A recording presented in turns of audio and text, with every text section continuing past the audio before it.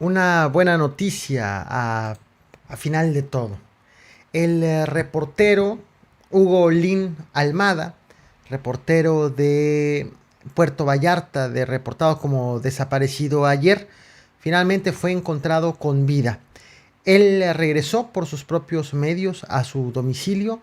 Ya los familiares que ya interpusieron pues dieron aviso a las autoridades, ya también actualizaron la información, le dijeron que ya apareció, ha sido reportado en buen estado de salud, lo cual es favorable, lo cual es bueno, y las mismas autoridades están investigando bajo qué circunstancias regresó, qué fue lo que ocurrió mientras no se supo de su paradero. Enhorabuena, de este tipo de historias de desapariciones de periodistas, muy pocas, muy pero muy pocas terminan con este tipo de finales en este país.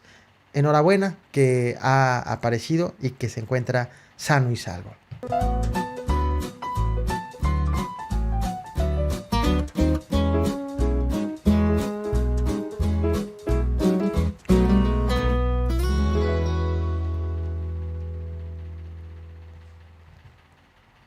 A inicios de este año te traje un video en este canal en donde te hablé de un reporte de la DEA sobre el comportamiento de los grupos delictivos, en específico cárteles del narcotráfico en Estados Unidos. En este reporte me presentaban un mapa en donde señalaron las ciudades con mayor actividad de tanto de distribución como comercialización y consumo de narcóticos. Y así también hablaron acerca de la presencia de grupos delictivos mexicanos, de origen mexicano, en Estados Unidos. La presencia, la expansión comparado con el año anterior, estoy hablando entonces comparativo 19 con el 18, y de la misma manera hablaron de cómo se encontraba la situación en México de acuerdo con estudios que tienen en Estados Unidos.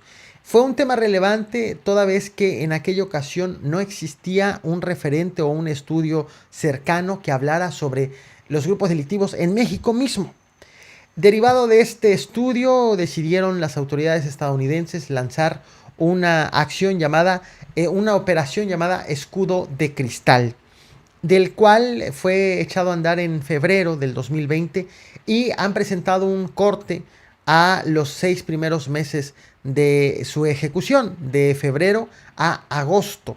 Lo que han informado las autoridades estadounidenses, en específico el fiscal general estadounidense William Barr y Timothy Shea, director de funciones de la administración, director de la DEA, fue justo de los resultados de estas acciones en los 6 meses, que consisten en el aseguramiento de 12.955 kilos de metanfetaminas, de la detención de 1.840 personas en Estados Unidos ligadas con estos grupos delictivos, el aseguramiento de 284 armas de fuego, 443.3 millones de dólares, todos provenientes de esta distribución, comercialización de narcóticos, y los principales afectados justo con estas acciones, con estas operaciones, con estas detenciones,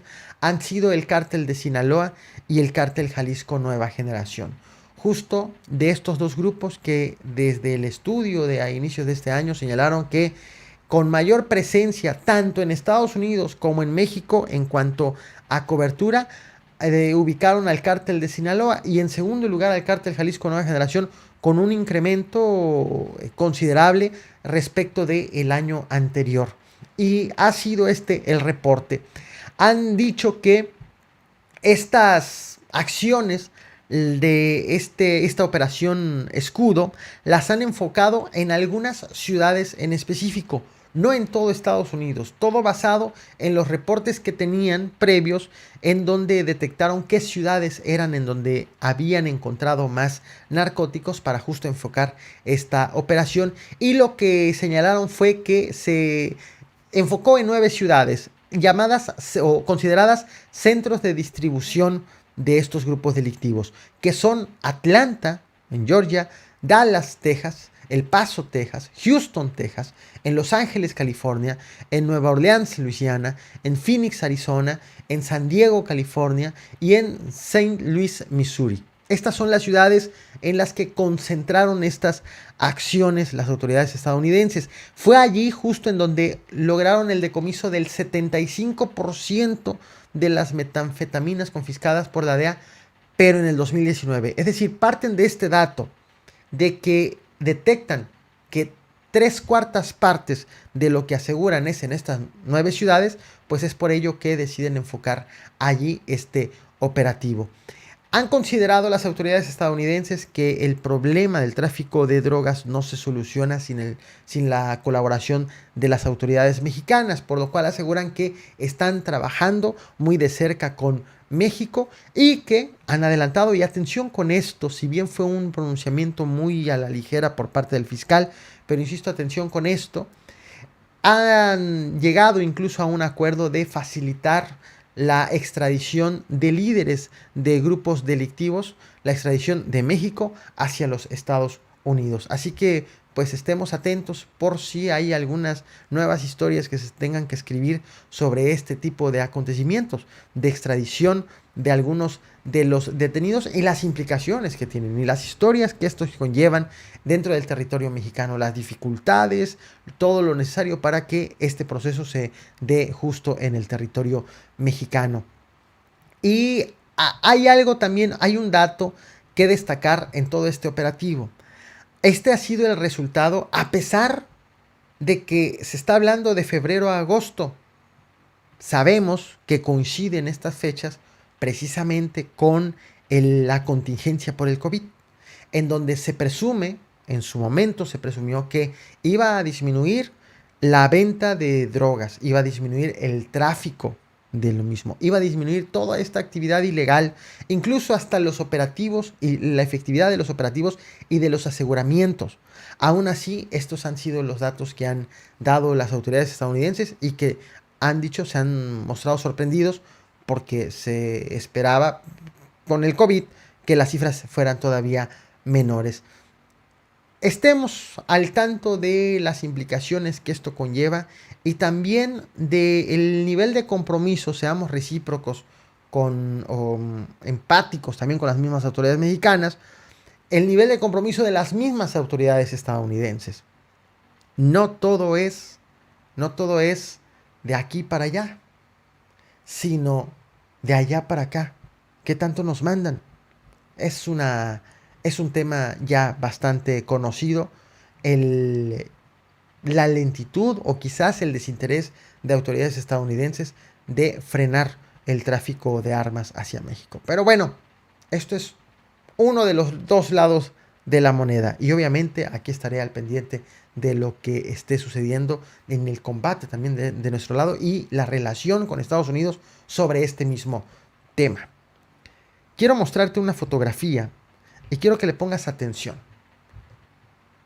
Vemos una recámara, el colchón allí movido, fuera de lugar. Hay, incluso voy a mover la imagen porque no es toda la imagen, no es en su totalidad. Vemos abajo, por ejemplo, una mochila, pareciera ser de una niña,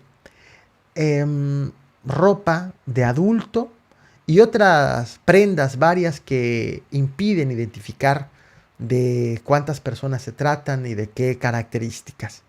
Pero bueno, esta fotografía es de un domicilio en Guamuxtitlán, en el estado de Guerrero. Atención porque esta información muy difícilmente la vas a ver en este momento en otro medio de comunicación. Ojalá que si es que no estás viendo este video en vivo, para cuando lo veas ya lo estén abordando en muchos lados, porque lo que está ocurriendo en Guamuxtitlán, Guerrero, desde hace varios meses es verdaderamente alarmante, es verdaderamente preocupante. Y te he hablado de Guamuxtitlán en videos anteriores. Ahorita te vas a acordar si es que has seguido los videos de este canal. Por cierto, paréntesis, YouTube no está mandando notificaciones ni recomendando ahorita los videos del Caporal. Así que ya sabes, subo videos todos los días. Suscríbete a este canal y al canal secundario El Caporal en Vivo, porque también estoy haciendo videos en ese otro canal. todos los días. Cierro el paréntesis. ¿Qué ha ocurrido en Guamuchtitlán? Esta fotografía se trata de, según lo han compartido las personas afectadas, se trata de cómo dejaron policías estatales viviendas en esta localidad, en Guamuchtitlán, Guerrero.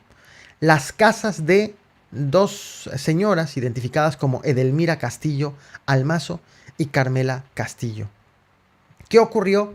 Bueno, según señalan los denunciantes, la madrugada de este jueves 10 de septiembre, entraron los policías estatales por la fuerza, por sus ganas, sin orden de cateo, hicieron destrozos en las casas, golpearon personas que estaban al interior de estas casas, incluso reportan que también golpearon a un taxista y a otras personas que estaban pasando por la calle, que no tenían nada que ver con nada, y pues simplemente golpearon y se fueron como si nada. Esta es parte de la acusación. Hay un señalamiento directo hacia el comandante Ernesto Rojas, a quien los habitantes, algunos habitantes y los afectados por estas acciones, lo ligan con un grupo de la delincuencia organizada que opera en la región.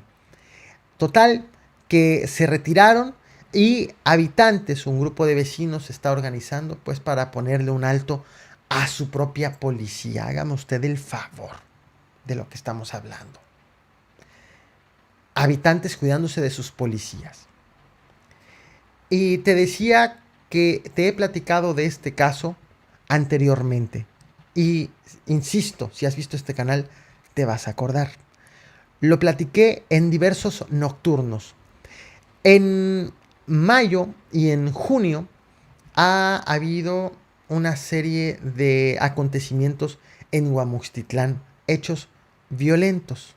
El 24 de mayo en específico, policías municipales encabezados por el entonces mando, José Armando Ayala, detuvieron a un joven en Guamuchtitlán identificado como Ricardo Cantú. Lo detuvieron. Había testimonio de que lo detuvieron. Al día siguiente, el joven apareció muerto a balazos. ¿Qué fue lo que ocurrió? Los habitantes se molestaron, protestaron, a tal grado que hicieron que el jefe de la policía, Ricardo Cantú, fuera a parar a la cárcel y se le investigue por el homicidio. 24 de mayo. ¿Qué pasó después? Llega entonces la policía estatal. Dicen, policías municipales con permiso acaban de, pues aparentemente de asesinar a un habitante. La policía estatal toma el control de la seguridad en el municipio. Llegaron 22 policías estatales, se hacen cargo de la seguridad y de pronto señalan los habitantes que han sido desaparecidas dos personas, dos jóvenes, el 13 de junio. ¿Y qué ocurre? Acusan a la policía estatal. Y vienen las manifestaciones para echar a la policía estatal. Acto seguido, llega la Guardia Nacional a encargarse de la seguridad de este lugar. Bueno, ¿qué pasó después? De esto también te platiqué y te muestro, de hecho, imagen. Estás viendo en pantalla a la directora, a quien fuera la directora del Hospital Básico Comunitario de Guamuchtitlán, Mélida Honorato Gabriel. Ella salió del hospital, fue a un restaurante a comer con su hermana. Cuando ambas se dirigían al domicilio de esta directora, fueron interceptadas por personas armadas y la mataron. La hermana resultó ilesa. Iban por la directora.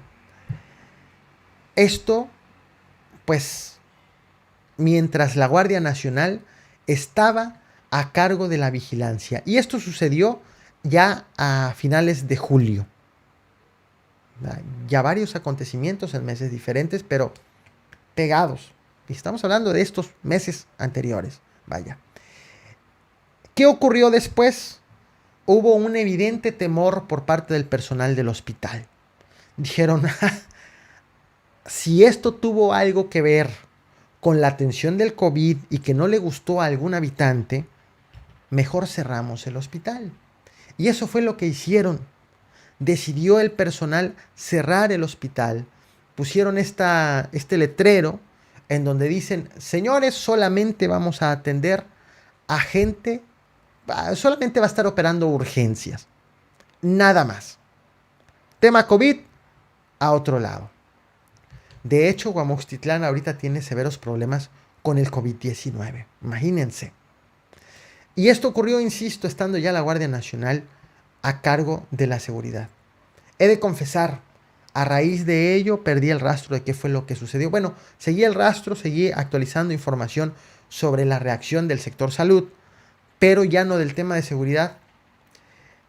Por algún motivo, bueno, también es difícil tener información de Guamuxtitlán en específico. Son lugares de difícil acceso y donde muy poco sale información. Pero por algún motivo ahora otra vez está la policía estatal. Y ahora los habitantes están acusando a la policía estatal de entrar como Juan por su casa, golpear a las personas e irse como si nada. Atención con esto. Y ojalá, insisto, que ojalá cuando estés viendo este video, si es que no lo estás viendo en vivo, ya haya más medios, más personas hablando de lo que esté ocurriendo en Guamuxtitlán. Porque no es nuevo. No es nuevo. Es la tercera vez que hablo de Guamuxtitlán de julio a la fecha. Para terminar, bueno, antes de terminar, porque falta todavía el tema de Emilio Lozoya y el amparo. Gracias a María y a Félix por sus superchats. Muchísimas gracias por su apoyo. Son temas de inseguridad que no monetiza YouTube, que no me permite generar un solo centavo por ello. Así que me quedo con sus likes y me quedo con su apoyo. Muchísimas gracias. Y gracias a los miembros que están haciendo posible también este proyecto. Te puedes, además de suscribirte, dale clic en el botón de al lado de suscribirte. Ahí dice únete y puedes también estar apoyando este canal. Y gracias a esos miembros que me están apoyando con los estudios de maestría en periodismo. Muchísimas gracias. Vamos con Emilio Lozoya. Emilio Lozoya había solicitado un amparo para que no esté asegurada su domicilio que tiene en la Ciudad de México, en la alcaldía Miguel Hidalgo, una residencia en Lomas de Bezares. No es un domicilio, es una residencia. Se trata de una residencia que, según las acusaciones de la Fiscalía General de la República, adquirió con dinero de sobornos que le dio Altos Hornos de México por la compra de la planta y los sobornos derivados de ello. Alonso Ancira, otro que está siendo procesado. Entonces, la Fiscalía General de la República detiene a Emilio Lozoya, inicia las investigaciones y dice, hey, vamos a asegurar este domicilio porque todo apunta a que es producto de sobornos. Emilio Lozoya solicitó un amparo para que la autoridad se retire de su domicilio y se lo aprobaron. ¿Qué ocurrió? La Fiscalía General de la República dijo, no, revisen lo que acaban de resolver. Un tribunal federal, hace unas horas, acaba de confirmar el amparo que le fue concedido a Emilio Lozoya. De tal forma que ratifica, dice en definitiva a la Fiscalía General de la República, retírense de esa residencia. Ya no tienen ustedes, autoridad, nada que hacer allí. A pesar de todo, de las acusaciones de soborno, etc. Esta resolución debe de tomar efecto a más tardar a partir de los 10 días inmediatos de la resolución misma. Por lo cual la Fiscalía General de la República solicitó una prórroga para que pues no tenga que salirse ya ahorita, sino en esos 10 días. Al menos una batalla ganada por ahora por parte de Emilio Lozoya, quien pues ha logrado evitar que la Fiscalía General de la República tenga el control, tenga la vigilancia, le ha asegurado su lujosa residencia en la alcaldía Miguel Hidalgo, en la Ciudad de México. Esto es lo que he preparado para ti, para este caporal nocturno. Quiero recordarte también, antes de que se me olvide y antes de despedirnos, quiero recordarte, en el canal secundario, muchos me están preguntando, caporal, ¿por qué estás hablando estás dando mucha información sobre inseguridad, sobre violencia en México? Hay muchos motivos, te voy a dar dos solamente, los más importantes. Uno, este canal nació denunciando este tipo de abusos, el de los abusos de los policías, las omisiones de las autoridades, las complicidades de las autoridades con los delincuentes. En este canal no hablo de los delincuentes, no son los protagonistas, los narcotraficantes, los cárteles, no.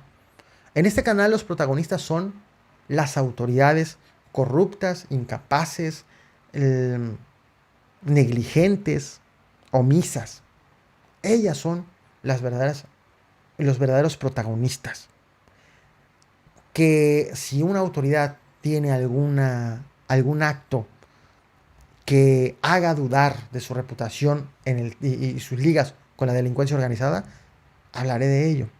Uno, así nació este canal. Y dos, bueno, ya dije los dos puntos al mismo tiempo. Uno, así nació el canal. Dos, estos son los protagonistas.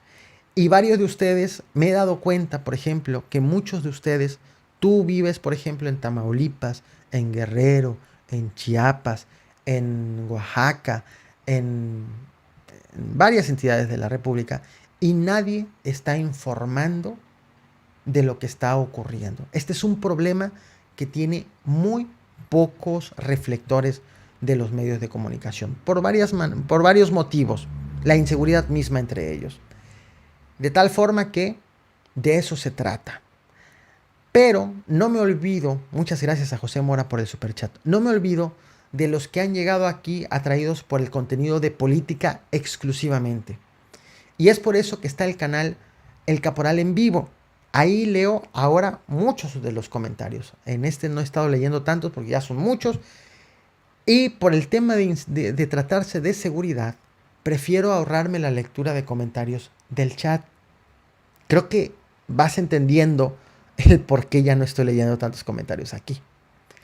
Nunca sé en vivo qué cosa me pueden escribir y no quiero que aparezca en vivo. Pero para eso está el otro canal, El Caporal en Vivo. Y ahí estoy hablando de temas políticos ampliamente. Así que la oferta continúa. No, la oferta se amplía. De tal forma que en este canal, por ejemplo, puedes ver, perdón, es esta la imagen. Esto fue lo que te traje hace unas horas en el canal El Caporal en Vivo. Corran a Videgaray, dicen en una carta en el MIT en Estados Unidos. Y otro video que te traje, pero este fue de este canal, quitan rancho a presunto narco, según informaron en Tamaulipas. De la misma manera, se ha ampliado la oferta de contenido a través de boletines informativos en las mañanas, a tu correo electrónico. Todas las mañanas, de lunes a viernes, te estoy mandando un correo electrónico gratis con una selección de información, de noticias del Caporal. Yo la selecciono, yo te la mando. Y es muy sencillo. En la descripción de este y de todos mis videos está un link. Allí dice suscríbete a los boletines y está el link. Cópialo, dale clic y te va a aparecer esta página. Allí nada más necesitas poner tu nombre y tu correo electrónico.